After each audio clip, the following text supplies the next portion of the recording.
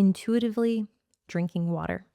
Uh, I am very bad at drinking fluids. Like, it's something I can very much go several hours, almost the entire day, multiple days in a row, like off 1 liter, maybe two, and I won't even think about it. It will confuse me the next day because I'll be like, I have a headache. I wonder what, like, I'm low energy. And I'm like, yeah, you bitch, you haven't drank water in like almost 2 days.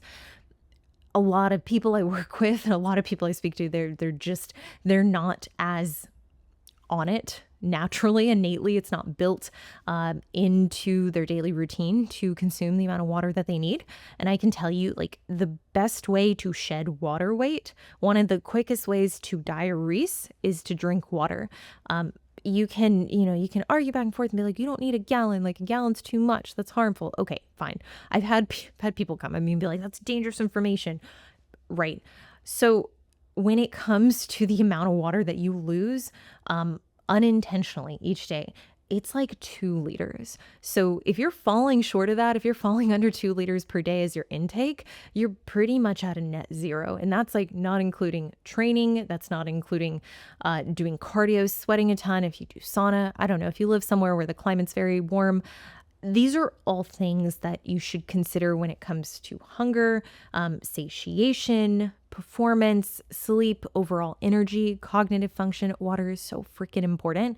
And there are very few people that just like naturally are going to get in 3 to 4 liters a day without having to be conscious of it. If that's you, amazing. I would definitely say, like, look for signs that you are hydrated or not properly hydrated. But realistically, if you're someone like me who does struggle getting in 2 to 3 liters and you like have to make it an intention, then I would have that target each and every day. And I would treat it just as importantly as dietary adherence and training. Number 7, romanticizing getting poor sleep.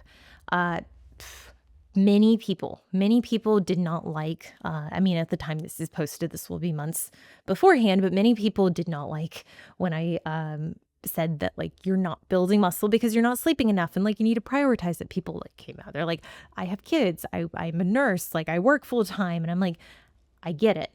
I'm specifically talking more so to the people that are like, hey, there's nothing I can do. There's absolutely nothing within my control that I can change.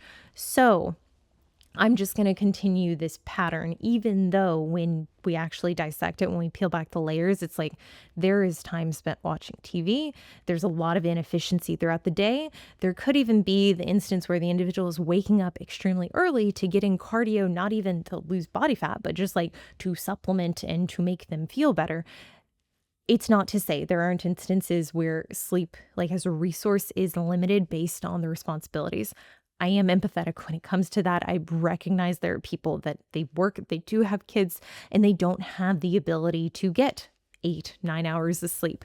But why I bring this up is because I think it's something in our culture and in the fitness space, a lot of people love to kind of put on this front that like getting little sleep is cool. It makes you cool. It makes you hardcore. And like, no, like it does take a lot of effort to continue to function off low sleep. But in the instance where you have the ability to get, even if it's 30 minutes, even if it's an hour more, I would strongly recommend prioritizing that. And also the amount of people that I know who do have kids, who I've worked with, who do work 12-hour shifts and they have long commutes. Still, I've worked with these individuals before, and it's not uncommon to ask and be like, hey, send me your work schedule, send me what your day looks like, almost like give me a time block of like what your day is. And pretty easily, there is room in there where we can start to carve out more time that's dedicated to sleep. It might not be the case for everyone listening to this. You might be heated and your ears might be shooting smoke out of them. I don't know. But realistically, I get it. If it's not within your control, it's not within your control. And maybe we need to do something on the coaching side of things or even like on the planning side of things that gives you more days that you can have off, that you can recover. But if it is within your control, if it's something that you can carve out more time, I would highly, highly recommend it. It's going to pay dividends. Number 8, doing a complete lifestyle overhaul. Now, this can be quite literal in the sense you go from eating a specific way to cutting out all sugar, cutting out all saturated fat sources, doing 2-a-days, starting this like really intensive, really strenuous training program, also taking food down. Let's say you're naturally just eating 2,000 calories and you're like, I'm going to go down to 1,200.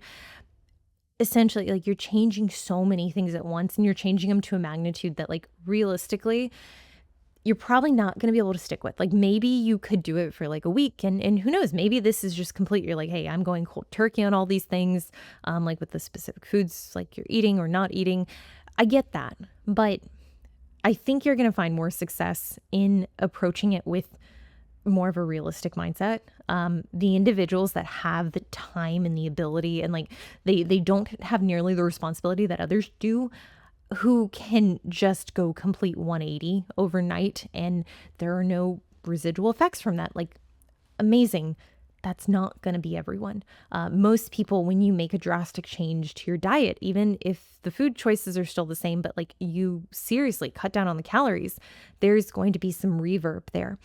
Same thing if, like, let's say from a scheduling standpoint, if you and your partner, like, I mean, if y'all parent and like now you're like, hey, I need to carve out more time into the day because I'm going to start doing 2 days or I'm going to spend more time at the gym. Or even just the fact like, hey, I'm going to be getting up a lot earlier. Like there's more than likely going to be something that comes from this that needs some tweaking and needs some troubleshooting.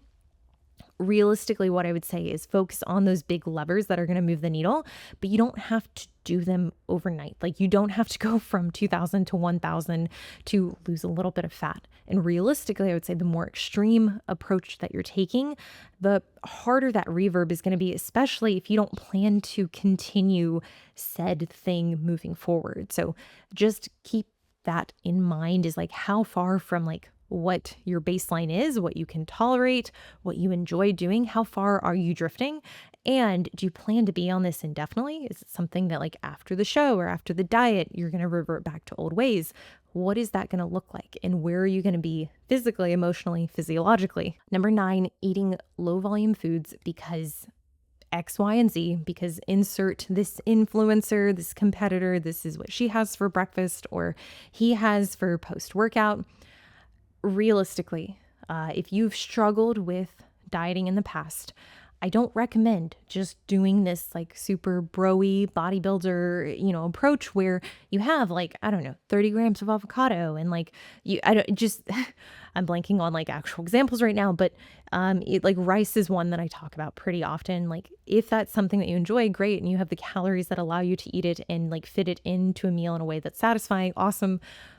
But I can tell you, like most people that I work with, like part of the reason they're not able to lose weight is they can't stick to the diet. So simply just condensing down all the foods that you're eating every day into this very low volume, meal structure and I guess like day in the life meals, probably going to have some consequences in terms of hunger, in terms of satiation.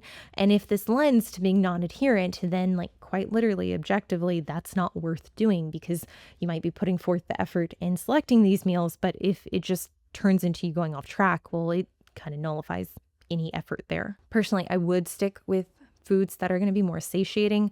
I would stick with things that you do enjoy eating or you can prep in a very seemingly easy way, like low effort way. But you don't have to do all high volume foods. It doesn't have to be low volume, but just be mindful of like your enjoyment and satisfaction with these meals. And if it's a huge pain in the dick to just like make the meals or source whatever parts are on the meals, like oftentimes you can ask your coach or you can find something that's comparable that might be a little bit easier to source.